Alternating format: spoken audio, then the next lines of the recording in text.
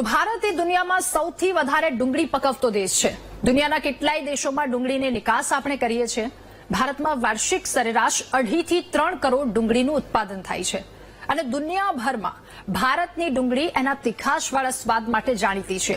આટલું બધું દુનિયાભરનું નામ છે, પરંતુ એ ડુંગળી પકવતો ખેડૂત એની હાલત શું છે એના વિશે ચર્ચા કરીશું। મહુવામાં માર્કેટિંગ યાર્ડમાં ખેડૂતોના પરસેવાની કિંમત માત્ર 1 થી 3 રૂપિયા આંકવામાં આવી છે।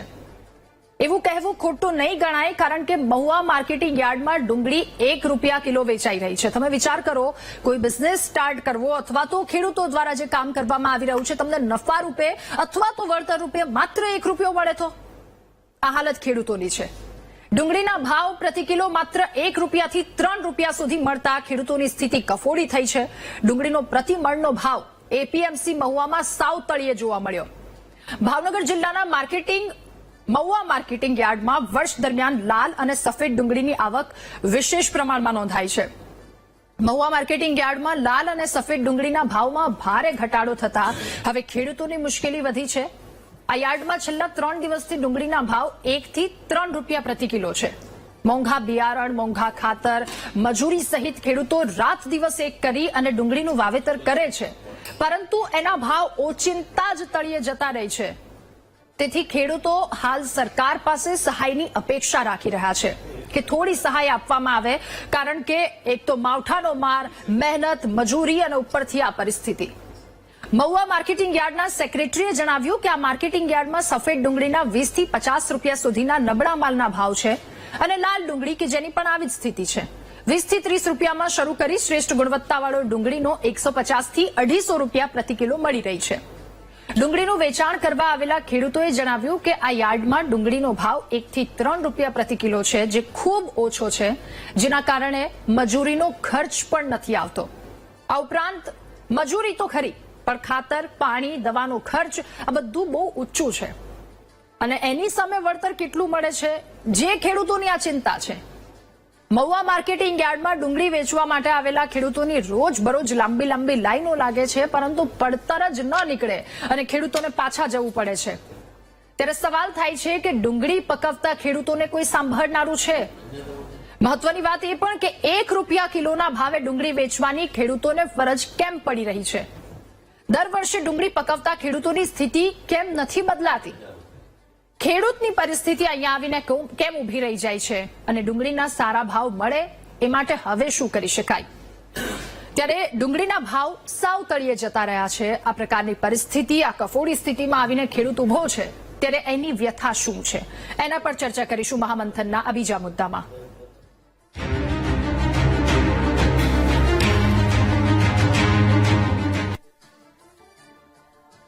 ત્યારે ખેડૂતોની સ્થિતિ પર સીધા ચર્ચા કરીશું, આગળ વધીશું। ગેસ્ટ પેનલમાં આજે આપણી સાથે મહામંથનમાં જોડાયા છે નેતા ભાજપ શૈલેષભાઈ પરમાર આપણી સાથે જોડાયા છે, નેતા કોંગ્રેસ મુકેશભાઈ વિશ્વકર્મા આપણી સાથે જોડાયા છે, મહુવા એપીએમસીના ચેરમેન ઘનશ્યામભાઈ પટેલ આપણી સાથે જોડાયા છે અને મહુવાના ખેડૂત છે નરસિંહભાઈ નકુમ પણ આપણી સાથે જોડાયા છે। આપ સૌનું ખૂબ ખૂબ સ્વાગત છે મહામંથનમાં। શરૂઆત મારે નરસિંહભાઈ આપનાથી કરવી છે। એક સવાલ એ પૂછવો છે કે જ્યારે ડુંગળી પકવવામાં આવી ત્યારે એનો ખર્ચ કેટલો થયો અને ડુંગળી વેચવા માટે ગયા ત્યારે આવક કેટલી થઈ? એ બંને વચ્ચે નફો શું મળ્યો, હાથમાં શું આવ્યું? જી હા મેડમ, ડુંગળી પકવવામાં જયારે શરૂઆત કરી, બરોબર, ત્યારે એનો ખર્ચ અત્યાર સુધી 35 થી 40 હજાર રૂપિયા વીઘે આવતો, બરોબર, 1 વીઘાનો। એના બદલે ઓનસાલ મજૂરીના ભાવ વધ્યા, ડુંગળીનું વાવેતર પુષ્કળ પ્રમાણમાં થયું, એટલે ઓનસાલ 50,000 સુધીનો ખર્ચ થયો 1 વીઘે। અત્યારે અમે વેચવા જઈએ છીએ તો 5,000 રૂપિયા પણ લઈને નથી આવતા। 1 વીઘાની ડુંગળી વેચવા જઈએ એટલે 5,000 રૂપિયા લઈને નથી આવતા, એટલે ખેડૂત લઈને કઈ નથી આવતો, પણ પોતાના મૂકીને આવે છે કે જે ટ્રાન્સપોર્ટ ભાડું છે એ પણ પોતે ત્યાંથી લઈને દેવું પડે છે। આવી હાલત છે। અત્યારે ખેતરમાંથી ભારા કાઢવાના પૈસા દેવા પડે છે। ઓકે, ઠીક છે, એટલે ખેતરમાંથી બહાર ડુંગળી કાઢવાના પૈસા આપવામાં આવે છે, આ પ્રકારની પરિસ્થિતિ છે। ઘનશ્યામભાઈ, હવે આપની પાસે મહુવા એપીએમસીના ચેરમેન છો, ખેડૂતોની આ પરિસ્થિતિ છે। ઘનશ્યામભાઈ, આપનું શું કહેવું? કારણ કે ખેડૂતની વાવેતરથી લઈ અને અહીંયા સુધી લણણી સુધીની તમામ એ વસ્તુ, મજૂરીનો માર પડે છે, ઉપરથી માવઠાનો માર પડે છે, બિયારણ મોંઘા, લાંબી લાંબી લાઈનોમાં ઉભું રહેવું પડે છે અને જ્યારે ડુંગળી પાક તૈયાર થઈને હાથમાં આવે છે ત્યારે આ પરિસ્થિતિ શું કહેશો? આપની શું પ્રતિક્રિયા? ડુંગળીના ભાવ છેલ્લા 1.5 મહિનાથી ઘટેલા છે. 1.5 મહિના પહેલા ભાવ ઘટ્યા એટલે લગભગ 100-125 ભાવ થઈ ગયા અને ત્યાર પછી વરસાદને લઈને જે ડુંગળી ખેતરમાં હતી કે એપીએમસીમાં હતી કે ઊભી હતી, આ ડુંગળીમાં વરસાદને કારણે એનાથી પણ ઓછા રહ્યા, એટલે કે 30% મસ્તો ઘટાડો હતો અને ફરી વરસાદને કારણે બીજા 30% ઘટી ગયા. સામાન્ય રીતે આ જે સફેદ ડુંગળી છે જેમાં ઘટાડો આવ્યો છે વધારે, એ સફેદ ડુંગળી ડિહાઇડ્રેશનના હેતુ માટે ખેડૂતો વાવે છે અને સમગ્ર સૌરાષ્ટ્રમાં આ ડુંગળી થાય છે, જેનું માર્કેટ મહુવા છે. મહુવામાં 150 જેટલા ડિહાઇડ્રેશન પ્લાન્ટ્સ થયેલા છે અને એ પ્રોસેસિંગ કરીને એક્સપોર્ટ થાય છે. ખેડૂતો ડુંગળીમાં સારા ભાવ મળે એ લઈને વાવેતર કરે છે, પણ આ વર્ષે ઘણું જ વધારે વાવેતર થયું. સાથે સાથે વાવેતર થવામાં હવે ખેડૂતો દંતાળથી વાવેતર કરે છે. ખરેખર ડુંગળી ચોપાણથી થવી જોઈએ, એટલે દંતાળથી વાવવાથી એની સાઈઝ મીડિયમ ઝીણી રહે અને એના ભાવ અમસ્તા પણ ડિહાઇડ્રેશનમાં ઓછા આવે. આ કારણસર ઉત્પાદન વધુ અને ક્વોલિટી મીડિયમ ક્વોલિટી, જેને લઈને ભાવ ઓછા હોતા હતા. અને બીજું, આ ડુંગળી એક સાથે માર્કેટમાં આવે છે. સામાન્ય રીતે મહુવામાં પર ડે 150 ફેક્ટરીના હિસાબે લગભગ 2 થી 2.5 લાખ થેલીની જરૂરિયાત હોય, પણ એ ડુંગળી એક સાથે 3 લાખ 4 લાખ થેલી જેટલી આવે અને જેને લઈને ભાવ ઘટે. એટલે એનો અત્યારે તાત્કાલિક કોઈ ઉપાય થઈ શકતો નથી. સામાન્ય રીતે ડુંગળી લાલ હોય કે સફેદ, લાલ જે છે આપણે ખાવામાં ઉપયોગ કરીએ છીએ. મહુવાની ડુંગળી રાજસ્થાન, યુપી, બિહાર, હરિયાણા, પંજાબ આ બધા રાજ્યોમાં જાય છે અને સફેદ ડુંગળી ડિહાઇડ્રેશન માટે છે.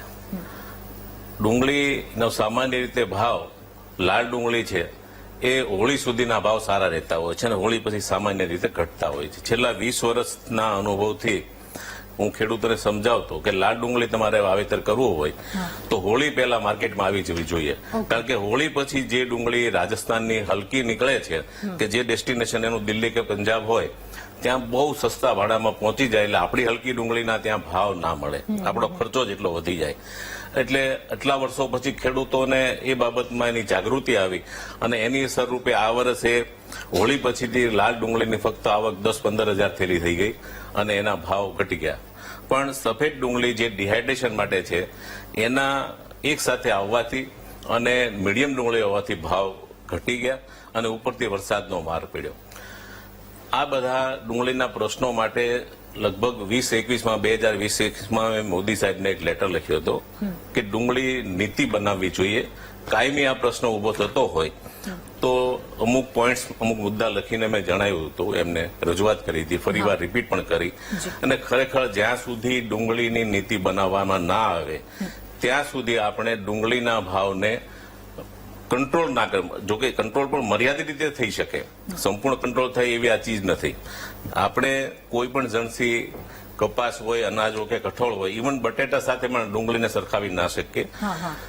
ડુંગળીના ભાવ વધે કે ઘટે જ્યારે સરકાર દોડતી થાય છે, સરકાર ભાવ વધી જાય એટલે એવું માને છે કે અમારા થકી ભાવ વધ્યા. ખરેખર એવું નથી. કુદરતી કારણોસર ભાવ વધતા હોય છે અથવા તો ઘટતા હોય છે. સામાન્ય ડુંગળીના ભાવની વધઘટમાં કુદરત વધારે જવાબદાર હોય છે. ઘણા લોકોની માન્યતા એવી હોય કે આમાં કાળા બજાર થાય છે, વચેટિયા આવે છે, સરકાર આવે છે, તો ખરેખર એવું નથી. એક સામાન્ય ઉદાહરણ આપને આપું કે 2019ના ડિસેમ્બર મહિનામાં ડુંગળી મહુવા એપીએમસીમાં 2060 રૂપિયાની મણ વેચાણી હતી, 103 રૂપિયા કિલો. કયો સમય કીધો આપણે? 2019 ડિસેમ્બર. ઓકે. ત્યારે ખેડૂતો, વેપારીઓ, વચેટિયા, કમિશન એજન્ટ, સરકાર બધા જ એ હતા, સંગ્રાહકો એ જ હતા. એ જ ડુંગળી 4 મહિના પછી એપ્રિલ 2020માં 100 રૂપિયાની મણ કોઈ લેવાલ નહોતો. જે 100 રૂપિયાની કિલો હતી તો બધું જ એ જ હતું. તો કોઈ એમ કે સરકાર જવાબદાર, કોઈ એમ કે વચેટિયા, કોઈ એમ કે કાળા બજાર, સંગ્રહખોરી, આ વસ્તુ આને લાગુ નથી પડતી. સંગ્રહખોરી આની થઈ જ ના શકે. જે સંગ્રહ કરવા માટેની ડુંગળી હોય છે એક પર્ટિક્યુલર એરિયામાં પાકતી હોય છે, ચોક્કસ પ્રકારની હોય છે અને ચોક્કસ સ્થિતિમાં એનો સંગ્રહ થાય છે.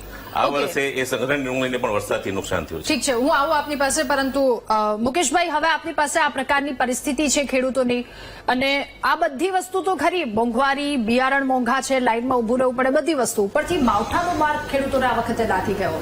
કેટલી અસર થઈ અને ત્યારબાદની ખેડૂતોની આ પરિસ્થિતિ, આપની શું પ્રતિક્રિયા, શું કહેશો આપ? સૌ પ્રથમ તો વીટીવીના માધ્યમથી આપણે જે ખેડૂતોની ચિંતા કરી છે એમાં તમને અભિનંદન તો આપીએ, પણ સાથે ખેડૂતોના આશીર્વાદ મળશે. કારણ કે હું એવું માનું છું કે જયારે કોઈ ના સાંભળતું હોય અને ક્યારેક કોક સાંભળે એટલે તરત જ એના અંતરથી શાંતિ થાય, એવી આ પરિસ્થિતિ આજે છે. હવે વાત આપણે એવું કરીએ ખેડૂતોની, તો ખેડૂતોની હાલત એવી કફોડી છે કે સૌથી પહેલા તો એ કુદરત સામું જોવે કે વરસાદ પડે ને મારો પાક સારો થાય, અને પછી એ સરકાર સામું જુએ કે બિયારણની કોઈ સસ્તા ભાવે મળે અને એક તો સાચું મળે, પાછું નકલી નહીં. કારણ કે અત્યારે અસલી નકલીનો બહુ પ્રોબ્લેમ છે. એટલે એ સારું મળે, સાચું મળે ને અસલી મળે, એ સરકાર. આ ભગવાન અને સરકાર, આ બેની વચ્ચે ખેડૂત હવે શું આવ્યું તો એની મજૂરી. આ બધાનું જયારે ખેડૂત મજૂરી કરી મહિને 2 મહિને ટોટલ મારે અને પછી એને પાક લણવા મળે. હવે લણવા મળે એ વખતે કેટલીક વાર એવું થયું છે કે પાક લણેલો હોય, ઢગલા થઈ ગયા હોય અને કમોસમી વરસાદ આવ્યો હોય.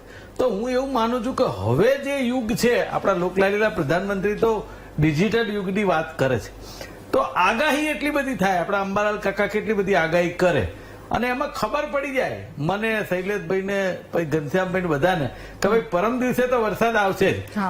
તો પછી ગુજરાત સરકારના અધિકારીઓ, જે તે વિભાગના મંત્રીશ્રી કે તલાટીશ્રી, હવે તો ગામડે ગામડે આપણા તલાટીઓ હોય, એ જે ખેડૂતો છે, એ જે વિસ્તાર છે, પર્ટિક્યુલરલી એના માટે કોઈ એવી વ્યવસ્થા કેમ ન કરે કે જેનાથી તાલપત્રી આપે છે.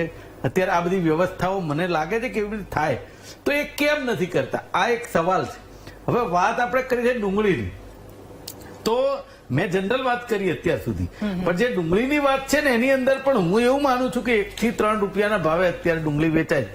એના માટે તો ઘનશ્યામભાઈએ ઘણી બધી છણાવટ કરી, કારણ કે એ બહુ જ સારી છણાવટ કરી, પણ એમાં સરકારનો રોલ તો આવે જ છે. એમણે કીધું કોઈ સંગ્રહખોર નથી હોતા, કોઈ સરકાર નથી આવતી, અને છતાંય ડુંગળી એક સાથે આવે છે એટલે આવું થાય છે. તો હું કહું છું એક સાથે આ પહેલી વાર આવી છે? ના, ઘણી બધી વાર આવી હશે. તો એની વ્યવસ્થા કોણ કરે? ખેડૂતોને કોણ સમજાવે? કેવી રીતે લાવવી એ કોણ કે? તો એ સરકારનું કામ છે, જે તે વિભાગના મંત્રીનું કામ. એ નથી કરતા, એના કારણે આ ઉદ્ભવે છે. તો પછી મારું કેવું એવું છે કે જે રીતે આ ડુંગળીનો ભાવ 1 થી 3 રૂપિયા આવે છે, તો એમાં પરિસ્થિતિ એવી થશે કે તમે જે ખેડૂત, એમને મેં અત્યારે જગતનો તાત ક્યાંક ને ક્યાંક આત્મહત્યા કરે છે. જો પરિસ્થિતિ આવી આવે ને તો એ માણસ કરે શું? વ્યાજે લઈને તો ખેતી કરતા હોય છે. હું માનું છું કે બધા ખેડૂત વ્યાજે લઈને નથી કરતા, પણ કેટલાય ખેડૂત એવા છે કે ત્યાં પૈસા લઈ આવી ખેતી કરે અને પછી જયારે પાક લડે ને આવે એટલે પાછા આપી આવે. આ એક રૂટીન ચાલે છે, એમાં સૌરાષ્ટ્રની તો મને ખબર છે. તો એવા સંજોગોમાં સરકારે કઈક એવી નીતિ લાવવાની જરૂર છે. આપણા લોકલાડીલા પ્રધાનમંત્રી તો એવું કહે છે કે ખેડૂતની આવક બમણી થઈ ગઈ છે. હવે આમાં બમણી તમણી તો ક્યાં ગણવા જવી? પેલા ડુંગળીની વાતમાં જો ખેડૂત કઈક વિચારે તો વધારે સારું છે. સરકારે આ વખતે એટલા વિચારવું જોઈએ કે આ કમોસમી વરસાદની જાહેરાત અંબાલાલ કાકાએ 15 દિવસ પહેલા કરી હતી. બરાબર? તો એવા સંજોગે સરકારે એમની વ્યવસ્થા, સરકાર શું કરે, એમનો વિભાગ શું કરે, એ એમને વિચારવાનું છે. પણ ખેડૂત માટે કંઈક કરે અને જગતનો તાત ના રોવે, એ બાબતે ધ્યાન આપવું જરૂરી છે. શૈલેષભાઈ, હવે આપની પાસે ખેડૂતોની આ પરિસ્થિતિ, આપની પ્રતિક્રિયા તો આપજો, પરંતુ સાથે સાથે જેટલા ખેડૂતોની પ્રતિક્રિયા અમે દિવસભર સાંભળી છે, બધા ખેડૂતો એવું કહી રહ્યા છે, આ તમામ જગ્યા પરના, અમરેલી, સાવરકુંડલા, રાજુલા, મહુવા, આ બધી જ જગ્યાના ખેડૂતો એવું કહી રહ્યા છે કે હવે આશાભરી નજર સરકારની પાસે છે. શું કહેશો શૈલેષભાઈ? રાધા, આપની વાત સાથે સહમત છું અને વીટીવી ખેડૂતો માટે સતત બોલતું રહ્યું છે, ચર્ચા કરતું રહ્યું છે, એ માટે અભિનંદન.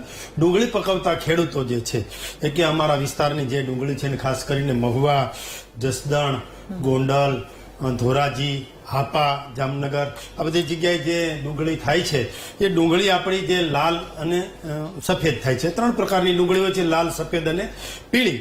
પણ વધારેમાં વધારે ડુંગળી ક્યાંય થતી હોય તો એ મહારાષ્ટ્રમાં થાય છે, એના પછી ક્યાંય થતી હોય તો મધ્યપ્રદેશમાં થાય છે, અને 3જા નંબરે ગુજરાતમાં થાય છે, અને 4થા નંબરે કર્ણાટકમાં થાય છે. હમણાં મુકેશભાઈ પણ ખૂબ સરસ વાત કરી કે 15 દિવસ પહેલા અંબાલાલ કાકા આગાહીકાર છે, એમણે પણ આગાહી કરી હતી, અને હવામાન ખાતાએ પણ કહ્યું હતું કે વરસાદ આવે. આપણે સાંભળીએ છીએ વીટીવી જેવા પ્રતિષ્ઠિત ન્યૂઝ છે એના તરફે પણ આપણે સાંભળ્યું છે કે ભાઈ આગાહી છે. તો આગાહી હોવાના કારણે એપીએમસીમાં ઘનશ્યામભાઈ પટેલ પૂર્વ ચેરમેન છે જે મહુવા એપીએમસીના, અને અત્યારના જે ચેરમેન છે, એમણે બધાએ જે આગાહી હતી એના ભાગ સ્વરૂપે જે એપીએમસીમાં પડેલી ડુંગળી હતી એ બધી ડુંગળીને સલામત કરી દીધી હતી. બરાબર ને ઘનશ્યામભાઈ? હવે એ સલામત થઈ ગઈ, પણ પલળી છે એ કઈ પલળી છે? જે ખેતરમાં છે. ખેતરમાં હોય તો કાઢી તો ન લેવાય, કાચી નીકળે, અથવા તો હજુ એનું પાક થયો ન હોય કાઢી ન લેવાય, અથવા તો કાઢી હોય ને પડી હોય. એટલે આ બાબત થઈ છે, ત્યાં પલળી છે, એમાં ના નથી. જે પલળી છે એના માટે સરકારે કંઈક કરવું જોઈએ. અને અમે એમ નથી કહેતા કે અમે બધું કરી નાખ્યું છે, આમ છે તેમ છે, એમ નહીં. અમારી પણ ક્યાંય ભૂલ હોય, અમારી પણ ક્યાંય ક્ષતિ હોય, અમારી પણ ક્યાંય મિસ્ટેક હોય. પણ અમે ગયા વખતે એટલે કે 2022માં ડુંગળી માટે ઇન્સેન્ટિવ કેન્દ્ર સરકારે આપેલ હતું, અને એમાં પણ નાફેડને લાવ્યા હતા. એ કોઓપરેટિવ સંસ્થા છે નાફેડ, અને નાફેડને લાવી અને 330 કરોડનું તો સરકારે પેકેજ આપ્યું હતું. અને એમાં ખાસ કરીને લાલ ડુંગળી છે ને એના માટે અલગથી 20 કરોડનું પેકેજ આપ્યું હતું, અને પર કેજી 2 રૂપિયા. અત્યારે હમણાં ઘનશ્યામભાઈ વાત કરતા હતા પર કેજી રૂપિયો કે 1.5 રૂપિયા કે 2 રૂપિયા વેચાય છે, એટલે પર કેજી 2 રૂપિયા, જેટલામાં વેચાય એટલા કિલોએ 2 રૂપિયા સરકાર આપે. એ પ્રકારનું કામ પણ સરકારે કર્યું હતું, અને એવું કામ કરવાનું થશે તો સરકારનું મન ખુલ્લું છે. સરકાર ખેડૂતો માટે, ખેડૂતોથી અને ખેડૂતો દ્વારા ચાલે છે. પણ હમણાં ઘનશ્યામભાઈ ખૂબ તજજ્ઞ છે, એમણે વાત કરી, અને એ ડુંગળીના ખેડૂત છે. એમણે વાત કરી કે આમાં કુદરત જવાબદાર છે. સરકાર તો હોય જ છે. કાંઈ પણ ખેડૂતોને થાય, કોઈ પણ ખેડૂત હોય, એ બાગાયતી પાકના ખેડૂતો હોય, શાકભાજીના ખેડૂત હોય, એ ખરીફ પાકના કે રવિ પાકના ખેડૂત હોય, કે જનરલ ખેડૂત હોય, તો એ કપાસ પકવતા હોય કે ચણા પકવતા હોય, બધાની જવાબદારી. એને કાંઈ થાય તો એમએસપી આપવાની, મિનિમમ સપોર્ટ પ્રાઇસ આપવાની જવાબદારી સરકારની છે, ટેકાના ભાવે આપવાની જવાબદારી પણ સરકારની છે. પણ આમાં ડુંગળી નીતિની વાત છે. હમણાં ડુંગળી નીતિ માટે પણ સરકાર વિચારી રહી છે. ઘનશ્યામભાઈ અને એમના ચેરમેનો અત્યાર સુધીના જે કાંઈ લોકો હતા એમણે ખૂબ રજૂઆતો કરી છે. રજૂઆતના અંતે સરકાર પણ વિચારી રહી છે. પણ ખાસ કરી અને આપણે જે રીતે ચણા, મકાઈ, જુવાર, ડાંગર અને મગફળી છે એમાં રાજા આપણે એમએસપી આપીએ છીએ, એમ આમાં એમઈપી આપવું પડે. એટલે કે મિનિમમ એક્સપોર્ટ પ્રાઇસ જે છે એ નક્કી કરવી પડે કે આટલી એક્સપોર્ટ પ્રાઇસ થવી જોઈએ એ પ્રકારે. કારણ કે ડુંગળી વધારેમાં વધારે ડિહાઇડ્રેશન ક્યાંય થતું હોય તો એ મહુવામાં છે, અને મહુવાના આજુબાજુના ક્ષેત્રમાં જે રોજગારી મળે છે એ ડિહાઇડ્રેશનના કારણે મળે છે. ડુંગળીનું ડિહાઇડ્રેશન થઈ અને એ જે ડુંગળી છે એ દુનિયાના 30 જેટલા દેશોમાં જાય છે, અને એના કારણે આપણે વિદેશી ઊંડિયામણ લેવામાં પણ સફળ થઈએ છીએ, અને એમાં દેશના જીડીપીમાં પણ ફાયદો થાય છે. જેમ કે ઇંગ્લેન્ડમાં જાય છે, ફ્રાન્સમાં જાય, Canada, America, Dubai, Italy, Spain, આ બધી જ જગ્યાએ આપણી ડુંગળી જાય છે. ને આપણી ડુંગળી જેવી બીજી કઈ ડુંગળી નથી. વજનમાં હલકી છે, પણ જે રીતે કેસર કેરીનું નામ છે, જે રીતે કચ્છના દાડમનું નામ છે, જે રીતે આપણી મહુવાની ડુંગળીનું નામ છે, એવું જ આ નામ છે. અને એના કારણે સફેદ ડુંગળી છે એનો ભાવ હોય છે ને. એમ છતાં પણ અત્યારે માનો કે 20% જેટલું તો વાવેતર વધ્યું છે. 20% જેટલું વાવેતર વધ્યું હોય. પેલા રાધા કેટલું વાવેતર થતું હતું? 2 વર્ષ પહેલા 12,225 હેક્ટરમાં વાવેતર થતું હતું, અને આજે કેટલું વાવેતર વધ્યું? એના ઉપર વધ્યું. 9,888 હેક્ટરનું વાવેતર વધ્યું. જમીન એની એ છે, સિંચાઈનો વિસ્તાર વધ્યો. તમે જુઓ, આ ખેતીનો વિસ્તાર વધ્યો છે, એટલે વાવેતર વધ્યું. ડિમાન્ડ અને સપ્લાય, માંગ અને પુરવઠો, આ નિયમ પણ આમાં લાગુ પડે. એટલા માટે ક્યાંક ને ક્યાંક તકલીફ. એટલે શૈલેષભાઈ, મારે આપને એ પણ પૂછવું છે, આપે એમએસપી ની વાત કરી, બધી જો અલગ અલગ જર્સી જો ખરીદવામાં આવે છે, ખેડૂતોને સપોર્ટ આપવામાં આવે છે, અહીંયા ખેડૂતો આ પરિસ્થિતિમાં આવીને ઉભા રહી ગયા છે, તો હવે વિચારણા શું છે? ટૂંકમાં જવાબ આપશો, મારે હું ફરી આપની પાસે. કંદમૂળનો પ્રકાર છે, અને એમાં હમણાં ઘનશ્યામભાઈ વાત કરી એમ 250 પર વીઘે 35,000 નો ખર્ચ થાય છે અને પર વીઘે 250 થી 500 મણ જેટલી ઘાવરિયું ઉત્પાદન પણ થાય છે. એટલે ક્યારેક વધારે ઉત્પાદન થયું ને આ વખતે ગયા વર્ષ કરતા 20% વધારે ઉત્પાદન થયું છે અને વરસાદની અસર પણ થઈ છે. એટલે ટૂંક સમય છે, ધીરે રહ્યો, હમણાં થોડો ટાઈમ જશે એટલે બધું સ્ટેબલ થઈ જશે અને સમય આવશે એટલે બધું થઈ જવાનું. સમય આવશે એટલે ડુંગળીના ભાવ સ્ટેબલ થઈ જશે. સમય આવશે એટલે ગૃહિણીઓને જે ભાવે ડુંગળી જોઈએ છે એ મળશે. સમય આવશે તો એક્સપોર્ટમાં જે છે એ એક્સપોર્ટમાં પણ ઘટાડો કરીશું ને આપણા ઘરના છોકરા ઘંટી કાઢે અને પાડોશીને આટો એવું નથી કરવાનું. ભારતમાં જરૂર હોય તો ભારતમાં જ રાખીશું, પણ સ્ટેબલ કરવાના તમામ પ્રયત્નો કરશે. શૈલેષભાઈ, નરસિંહભાઈ કઈ કહેવા માંગે છે એમને સાંભળી લઈએ. જી નરસિંહભાઈ. મારું કહેવાનું એવું છે કે શૈલેષભાઈ એવું કહે છે કે સમય આવશે એટલે ભાવ ઠીક થઈ જશે, બરોબર. તો ખેડૂતોને અત્યારે વાવણીનો સમય આવી ગયો છે, બરોબર. 25 તારીખથી રોહિણી નક્ષત્ર બેસે છે. ખેડૂતો વાવણીની તૈયારી કરે કે સમય આવે ત્યાં સુધી ખેતરમાં રાહ જોવે, બરોબર. સફેદ ડુંગળી છે એને ડિહાઇડ્રેશનમાં વપરાય છે અને ડિહાઇડ્રેશન કારણે સરકાર પુષ્કળ પ્રમાણમાં સબસિડી આપે છે. શું કામ કે ખેડૂતોને પૂરતા પોષણક્ષમ ભાવ મળે, બરોબર. અત્યારે એ લોકો 200 રૂપિયા ડુંગળી લઈ ગયો એને પોસાય તેવી સ્થિતિ છે. છતાં આજે 6 તારીખથી વરસાદ થયો. વરસાદ થયો એની પહેલા પણ તમે જુઓ કે ખેડૂતોએ આંદોલન કર્યું, હરાજી બંધ કરાવી, આ કરાવ્યું, તે કરાવ્યું કે ભાઈ અમને ભાવ આપો, બરોબર. કોઈ 100 રૂપિયા એટલે કઈ 5 રૂપિયા કિલો ડુંગળી વેચાતી હતી, બરોબર. વરસાદ થયા પછી અત્યારે રૂપિયા કિલો પણ ડુંગળી લેવા કોઈ તૈયાર નથી, આવી સ્થિતિ છે. અને હજી તમે એવું કહો છો કે રાહ જોવો તો સ્ટેબલ થઈ જશે અને ભાવ સારા થઈ જશે, તો ખેડૂતોને આવનારા પિયતની તૈયારી કરવી કે હજી ખેતરોમાં ડુંગળી પડી રહેવા દેવી. અને આ ડુંગળી કોઈ નાનો એવો પાક નથી કે કોઈ એક જગ્યાએ સંગ્રહ કરી શકાય. એ તો ખેતરની અંદર 10 વીઘાનું ખેતર હોય તો 30-40 ઢગલા હોય છે, તો એનો કોઈ સંગ્રહ થઈ તો સ્થિતિ નથી. જી ઠીક છે નરસિંહભાઈ, આપની વાતનો જવાબ મેળવીએ. અત્યારે ખેડૂતોને 1 રૂપિયો પણ વળતર તો નહીં, પણ ખેડૂતોને જે નાખ્યા એના 5% પણ પૈસા હાથ ઉપર આવેલા નથી. ખેડૂતો વતી હું તો એવી અત્યારે માંગણી કરું છું કે ખેડૂતોને સરકાર જે વહેલામાં વહેલી તકે 5 રૂપિયા લખે કિલો, 5 રૂપિયા લખે જાહેર કરે. ઓકે ઠીક છે શૈલેષભાઈ, ખૂબ ટૂંકમાં મારે બ્રેક લેવાનો સમય થયો છે.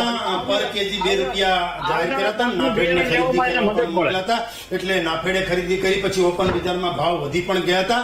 અને જો રાધા માનો કે કોઈ પણ ક્યાંય જમણવાર છે, 100 જણનું જમણવાર ગોઠવું છે, એક સાથે 100 જણ આવી જાય તો અવ્યવસ્થા સર્જાઈ શકે, પણ ધીરે ધીરે સ્ટેબલ થતું હોય એમ આ ડુંગળીનું પણ એમ છે. ડુંગળી આપણે માનીએ છીએ કે સ્ટોરેજ થઈ નથી શકતી, એને તો ખેતરમાંથી નીકળી એટલે એપીએમસી માંથી નીકળી એટલે એક્સપોર્ટ થઈ જવી જોઈએ અને અથવા તો ડિહાઇડ્રેશન થઈ જવું જોઈએ. એટલે આ પ્રકારની અમને પણ ખબર છે ને ખેડૂતોની વ્યથાની પણ ખબર છે, પરંતુ આ કુદરતી છે અને કુદરતની સામે જયારે આપણે આ બધું કરવાનું હોય ત્યારે સરકાર નીતિ નિયમોના જેટલા નીતિ નિયમો છે જે કરવું પડે એટલે નીતિ નિયમોને આધીન હોય છે ને એ જે કરવું પડે, અને ખાસ કરીને ખેડૂતો માટે તો ભાઈ જે કરવું પડે એ ખુલ્લા મને કરવા અમે તૈયાર છીએ. ઠીક છે મુકેશભાઈ, ખૂબ જ ટૂંકમાં પ્લીઝ, મારે બ્રેક લેવાનો સમય થયો છે, ખૂબ ટૂંકમાં. મુકેશભાઈ, સૌથી પહેલા તો મારું એવું કહેવું છે કે આપણે આજે ડુંગળીની જે ચર્ચા કરીએ છીએ ને ખૂબ પ્રમાણિકપણે ખેડૂતને મદદ થાય એની વાત કરીએ છીએ. આમાં કોઈ પોલિટિક્સ કે સરકાર શું કરે છે ને શું કર્યું એની કોઈ વાત નથી કરતા. આજે તમે એમ કહો છો સમય આવે બધું જ થઈ જશે, તો એ તો ભગવાનનું આપણે મંદિરમાં જઈને કે ભગવાન મારો સમય સારો લાવે એટલે બધું, તો સરકારનું કામ શું? વાત ત્યાં આવીને અટકે છે. અને મારું એવું કહેવું છે કે ભાઈ એવું કહ્યું કે ભાઈ ઢગલા જે છે એ પલળી જાય એની ખેતરમાં શું કરીએ, તો મારી વાત જ ઢગલા ઉપર છે ભાઈ. એ જે એપીએમસી માં આવી ગઈ એની તૈયારી તમે કરી લીધી, પણ મેં પહેલા કહ્યું કે ગામના તલાટી જે 7/12 ની અંદર ભ્રષ્ટાચાર કરે છે ને એના બદલે આ ડુંગળી જેવા પાક થાય તો એવા વખતે આગાહીના ધોરણે એ ખેડૂતોને ઢગલામાં મદદ કરે, એ મારી વાત હું કરી. ઓકે ઠીક છે, હવે સમાધાન તરફ આગળ વધીશું, પરંતુ મહામંથનમાં હાલ એક નાનકડા બ્રેક માટે રોકાઈએ. બ્રેક બાદ ચર્ચા યથાવત રાખીશું. Welcome back. ખેડૂતોની આ વ્યથા છે, ખેડૂતોની આ પરિસ્થિતિ છે. હવે આ પરિસ્થિતિમાંથી તમને કેમ બહાર કાઢી શકાય, સમાધાન તરફ આગળ વધીએ. ઘનશ્યામભાઈ, સીધા આપની પાસે, આપનું શું કહેવું? આપણે ડુંગળી નીતિની વાત કરી, એ ટૂંકમાં સમજાવી શકો અને સાથે આપની અંતિમ પ્રતિક્રિયા પણ કે ખેડૂતોને આ પરિસ્થિતિમાંથી કેવી રીતે બહાર કાઢી શકીએ કાયમ માટે. મેં જે ડુંગળી નીતિની વાત કરી ને એમાં ડુંગળીનું બિયારણ, એનું વાવેતર, એને પકવવા માટે જે ડુંગળીમાં જે ઓર્ગેનિક પ્રમાણે એને પકવવી જોઈએ એના ખાતર બિયારણ, ત્યારથી માંડી એનો સંગ્રહ, એની નિકાસ, એનું પ્રોસેસિંગ, એનું ટ્રાન્સપોર્ટેશન, આ બધા વિષય ઉપર એક એક્સપર્ટ કમિટી બનવી જોઈએ અને દરેક વિષયનો વિચાર કરીને એમાંથી એક પોલિસી નક્કી કરે. દાખલા તરીકે કેવું હોય છે કે આપણે અહીંયાથી મહુવાથી ડુંગળી અમારે ગૌથી મોકલવી હોય તો એ 5 રૂપિયા કિલો ડુંગળી મળતી હોય 30 રૂપિયા કિલો ભાડું હોય. આ સ્થિતિ હોય છે. તો એના માટે શું સંગ્રહ કરવા માટેની જે પરિસ્થિતિ છે, આપણે એમ કહેવાય સંગ્રહ ના, પણ ડુંગળી દાખલા તરીકે જાન્યુઆરીથી લઈને એપ્રિલ સુધી જે ડુંગળી આવતી હોય સંગ્રહ કરી જ ના શકાય. ખેતરમાંથી કાઢવી પડે, ખેડૂત ના રાખી શકે, કમિશન એજન્ટ કે વેપારી ના રાખી શકે, કે જ્યાં વેચાણ માટે મોકલી હોય તે વેપારી ના રાખી શકે, અને ઘરે ખાવા વાળો લઈ જાય એને ઉપયોગ કરી નાખવો પડે અઠવાડિયામાં. હમણાં આપણે વાત કરી કે ભાઈ 2 રૂપિયાથી લઈને 3 રૂપિયા કિલો ડુંગળી વેચાય છે, પણ એનું કારણ એ છે કે હું તમને એક કહું કે એક ખેતરમાં 5000 મણ ડુંગળી પડી છે, હું તમને મફતમાં આપી દઉં અને તોય તમે નુકસાની કરો, તો આ સ્થિતિની કોઈને ખબર જ નથી. તમને મફત ડુંગળી મળે અને તમે એમાં નુકસાની કરો, એ આ ડુંગળી છે. એટલે જે પ્રમાણે અત્યારે વરસાદને લઈને ડુંગળી હલકી બની ગઈ છે, એને રાખવી મુશ્કેલ છે, સંગ્રહ કરી શકાય નહીં, ક્યાંય મોકલી શકાય નહીં, એટલે નુકસાન બહુ મોટું થઈ રહ્યું છે ખેડૂતોને. અને અત્યારે ટેમ્પરરી ખેડૂતને નુકસાનમાં રાહત અમે અગાઉ અમારા ચેરમેનશ્રીએ, અમારા એપીએમસીએ રજૂઆત કરેલી જ છે, પણ હવે મને એવું લાગે છે કે ખેતરમાં જે નુકસાન થયું છે ખેડૂતને ડુંગળી વરસાદના પલ્લે જવાથી, એટલે ખરેખર ખેડૂત જે વાવેતર કરનાર ખેડૂત હોય એને એના વાવેતરના હિસાબે 2 કે 3 હેક્ટર ઉપર અમુક ચોક્કસ રકમ કરીને સહાય સીધી એમને મળે તો એને ન્યાય આપી શકાય. હવે કારણ કે લગભગ જે ડુંગળી આવી ગઈ એમાં 20% બાકી છે, 15% જે બાકી છે, અને એ ફેંકવી પડે એવું છે, અથવા તો ડાયરેક્ટ વેચાણ થયેલું હોય, એપીએમસીમાં ના વેચાણ થયેલું હોય, તો વાવેતર કરનાર ખેડૂતને એને 1 વીઘા દીઠ કે હેક્ટર દીઠ ચોક્કસ રકમ નક્કી કરી અને એના વાવેતરના વેચાણના આધાર પુરાવા લઈને ખેડૂતને એના ઉપર સહાય આપી શકાય. આ એક રસ્તો મને દેખાય છે. કાયમ માટે ડુંગળી માટે વિચારી આ 5 મિનિટમાં કહી શકાય એવો વિષય નથી. ખરેખર સરકારે ગંભીરતાથી આને લેવું પડે. દર વર્ષે આ પરિસ્થિતિ સર્જાય છે અને એને આપણે મહત્તમ રીતેનો ઉકેલ છે, પણ ડુંગળી નીતિ બનાવવી પડે. ગમે ત્યારે આપણે તરસ લાગે ને કૂવો ખોદવા નીકળી એવી સ્થિતિ વારંવાર થાય છે અને ડુંગળીને પછી રાજકીય વિષય બનાવી દેવામાં આવે છે. મેં અગાઉ કીધું એમ સરકાર ખરેખર કુદરતી રીતે આ બધું બને એટલા માટે છે, કુદરતી રીતે કે ડુંગળીને વરસાદથી જે નુકસાન થાય. દાખલા તરીકે એક ઉદાહરણ આપું કે નવેમ્બર મહિનામાં જે ડુંગળી સંગ્રહ થયેલી પૂરી થવામાં હોય અને નવી ડુંગળી આવવાની હોય, એ નવી ડુંગળી આવે એના પર જો વરસાદ થાય ને નુકસાન થાય તો એ સમય એવો હોય છે કે લગભગ જે દિવસની 50,000 ટન દેશની જરૂરિયાત હોય એની સામે 5 કે 10,000 ટન મળતી હોય તો ડુંગળીના ભાવ જે વધી શકે એને કોઈ કંટ્રોલ ના કરી શકે, એમાં સરકાર પણ ન કરી શકે. એટલે સરકારને વારંવાર આપણે દોષ દેવો એ જરૂરી, પણ સરકારે ચોક્કસ એની નીતિ બનાવવી જોઈએ. ખેડૂતોને જયારે નુકસાન થાય ત્યારે ચોક્કસ પ્રકારની એક સિસ્ટમ બનાવીને ખેડૂતોને સીધી સહાય કેમ એને મળે એ પણ વિચારવું જોઈએ. અને આ બધાનો સમસ્યાનો ઉકેલ છે, પણ ખરેખર સરકારે આના માટે સાંભળવાની જરૂર છે, સાંભળ્યા પછી સમજવાની જરૂર છે અને સમજ્યા પછી અમલમાં મૂકવાની જરૂરિયાત છે. કે જે હું શૈલેષભાઈને કહું, આપણા પ્રવક્તા છે, તો સરકારશ્રીમાં વાત કરે કે ડુંગળી માટે કાયમી નીતિ બનાવવી, ડુંગળી નીતિ બનાવવી બહુ પાયાની જરૂરિયાત છે. ત્યાં સુધી આનો ઉકેલ નથી. એકદમ પોઈન્ટની વાત કરી છે મુકેશભાઈ. હવે આપની પાસે શૈલેષભાઈ આપની પાસે આવું, પરંતુ મુકેશભાઈ ખૂબ જ ટૂંકમાં ખેડૂતોને આમાંથી કેવી રીતે બહાર કાઢી શકાય, શું કહેવું આપનું? જો ખેડૂતોને બહાર કાઢવા માટે મારી પાસે આમ તો જનરલ વાત છે, પણ છતાંય કહું કે જે રીતે સર્વે કરવામાં આવે છે, કહેવામાં આવે છે કે ભાઈ સર્વે હાથ ધરાશે, પછી જે રીતે એના ફોર્મ ભરવામાં આવે છે અને જે કઈ પ્રક્રિયા છે ને એ પ્રક્રિયાને થોડી પહેલા તો એકદમ સરળ બનાવવામાં આવે. એક વાત. બીજી વાત એવી છે કે પછી નક્કી એવું થાય છે કે 40 હેક્ટરમાં એને ડુંગળી વાવી હતી અને પછી એમ કહેવાય કે 2 કે 3 હેક્ટર જેટલી જે હશે એ એને મદદ મળશે, તો પેલી 35 હેક્ટરનું શું? આ બી એક સવાલ થશે. અને બીજી એક વાત કહું તમને કે ધારો કે એની પાસે 40 હેક્ટર જગ્યા છે, તો એ 40 હેક્ટર જગ્યાનો જમીન મહેસૂલ કઈ 5 હેક્ટરનો લે છે? બધી જમીનનો લે છે. તો એનો વેરો છે એ પણ બધી જમીનનો લે છે. તો જ્યારે સરકારે સહાય કરવાની હોય ત્યારે આવી લિમિટ કેમ? તો આ સવાલ છે. એટલે હું ચોક્કસ ઘનશ્યામભાઈ જોડે એટલે સંમત છું કે એમની જે નીતિ બનાવવાની વાત કરી અને સાથે સાથે ખેડૂતને આવા સમયે મદદ કરવા માટેની પણ નીતિ બનાવવાની જરૂર છે બિલકુલ, એવું મારું સ્પષ્ટ ઓકે, કહેવું છે. નરસિંહભાઈ, આપની અંતિમ પ્રતિક્રિયા આમાંથી શું કેવી રીતે બહાર કાઢી શકાય, શું આપની માંગ છે, ખૂબ ટૂંકમાં જણાવજો, મારી પાસે બહુ જ સમયનો અભાવ છે. જી મેડમ, આપણે ગયા વખતે જયારે ડિબેટ કરી ત્યારે પણ મેં કીધું હતું કે આવનારા સમયમાં ડુંગળી પુષ્કળ પ્રમાણમાં આવવાની છે, બરોબર, અને એ સાબિત થયું કે આવી છે ડુંગળી પુષ્કળ પ્રમાણમાં. ઘનશ્યામભાઈ 2021માં રજૂઆત કરેલી છે, હજી છતાં એમાં કોઈ સરકારે કઈ ધ્યાન દોર્યું જ નથી એવું હું કહી શકું ખેડૂત તરીકે, કેમ કે દર વખતે કહેતા હોય છે કે અમે રજૂઆત કરી છે પણ હજી એનું કોઈ પરિણામ આવ્યું નથી. ડુંગળી છે એ સૌથી વધારે રોજગારી આપતો એક ધંધો છે. સૌથી વધારે ઊંડિયામાં જો દેશને રળી દેતી હોય તો એ સફેદ ડુંગળી છે. તો એની ઉપર સરકાર શું કામ કઈ નીતિ નથી બનાવતી, એ અમારો એક પ્રશ્ન છે. આ જે ઘનશ્યામભાઈ જે કીધું છે 2021 તો સૌથી વધારે રોજગારીનો પ્રશ્ન સોલ્વ થઈ જાય છે, તમને ઊંડિયામાં રળી જાય છે. તો હું તો આમાં એવું ઉમેરું છું કે ડુંગળીને ધંધાકીય રીતે નહીં, એક્સપોર્ટની ડુંગળી કોઈ ખેતી તરીકે નહીં પણ ધંધા તરીકે અને સરકારને લેવી જોઈએ કે જેથી કરીને ખેડૂતો 2 પૈસા કમાઈ શકે, રોજગારી આપી શકે અને દેશને વિદેશી ઊંડિયામાં પણ દોડી શકે. ઠીક છે, ઓકે. શૈલેષભાઈ, ખૂબ જ ટૂંકમાં અંતિમ પ્રતિક્રિયા અને સાથે એ પણ જણાવજો. જી, આપ પહેલા ભાઈ વાત કરે ને કે ભાઈ ડુંગળી 30 હેક્ટર વાવી હોય તો 30 હેક્ટરમાં સહાય આપવી જોઈએ. સમસ્યા ત્યાં જ છે. ખરેખર કોઈ પણ ખેડૂતે 10 વીઘા કરતા વધુ ડુંગળી વાવવી હોય તો એની 50% એને કોન્ટ્રાક્ટ ફાર્મિંગ થી વેચાણ કરીને પછી જ વાવવી જોઈએ. આવું જોખમ ડુંગળીમાં નહીં લેવાય. આ લેવાને કારણે જ આ થયું છે. તમે નહીં એટલા માટે હું તમને નહીં તમે દાખલો આપ્યો, મારી વાત સાંભળો, તમે સાંભળો. નહીં મારું શું કહેવાનું કે ડુંગળીમાં હું ઘણા ખેડૂતોને કહેતો રહ્યો છું તમારી પિયતની ક્ષમતા હોય એના કરતા 50% ડુંગળીનું વાવેતર કરો, 50% બીજા પાક કરો. દાખલા તરીકે તમે 10 વીઘાની ડુંગળી કરશો તો 15 વીઘાના પૈસા આપશે, પણ આપણે 50 વીઘાની કરવી તો આ દશા થાય છે. આ કારણ છે ખૂબ જ અભાવ છે. શૈલેષભાઈ, અંતિમ પ્રતિક્રિયા ખૂબ જ ટૂંકમાં. આશા છે સૌ કોઈને સરકાર પાસે, આપની પાસે.